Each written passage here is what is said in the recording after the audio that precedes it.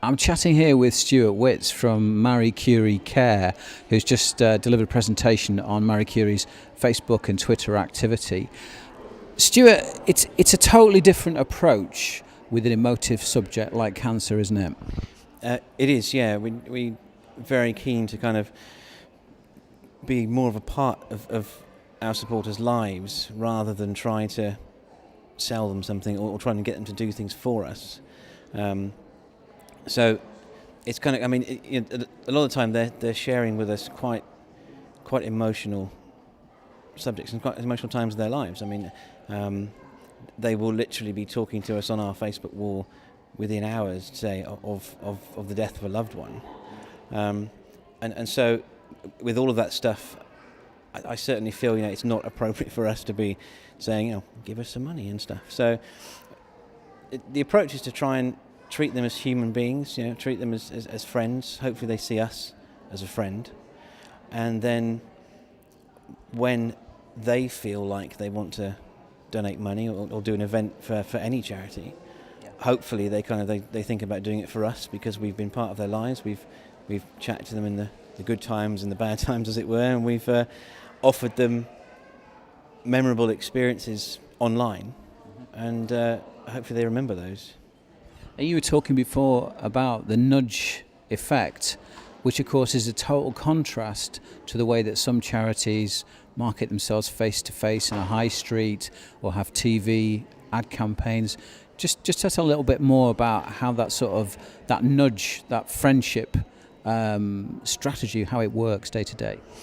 I think it works. It works tremendously well on social and online in general because if we talk about say Twitter, for instance, we can obviously we're searching for certain keywords and about people talking about us and related subjects, and because of that, obviously, then if you're listening, you may as well jump in and talk. And the example I used is I heard there were two guys talking about wanting to do a marathon run, and one of them happened to say, I quite fancy doing it for Marie Curie Cancer Care.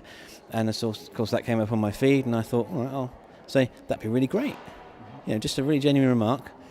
And he responded by saying, we'll have to do it now that they've seen us.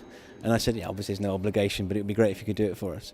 And then he tells us that he has a personal story, that we took care of his nan when she passed away. And so he had that connection anyway, but I genuinely feel that little interaction has only helped to strengthen that connection, in that we're willing to just kind of say these sort of off-the-cuff things and just be a genuine person rather than sort of say to him, that would be great, here's a link to the event. It was just like, that'd be great. It's more genuine. So. Now, one of the questions that you got was, can everyday mainstream businesses take some of the niceness that charities are doing on Facebook and Twitter? Can they incorporate that in their business activities? Yes, and I think it's quite sad to think somebody would have to ask that question. I don't see that being good and being nice is solely, the reserve of a charity.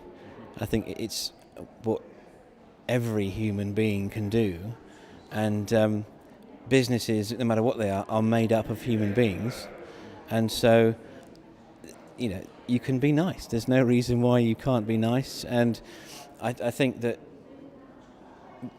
as social grows bigger and bigger, which it will, and more people start to use it, you're going to have to be nice. And I don't think that you can't learn nice. You are or you're not, essentially. And I think to try and kind of figure out ways of training people to be nice, it seems terrible to think that sort of stuff goes on. And as Glenn said actually at the beginning of the conference, that if you're hiring people, if you don't trust them, then why are you hiring them? And if you do trust them, then why not let them talk about what you're doing in your business and talk about it in a genuine way with a bit of passion. So. Well, Stuart, there was lots of good comments being tweeted while you were speaking, so thank you very much and enjoy the rest of the day. Thanks.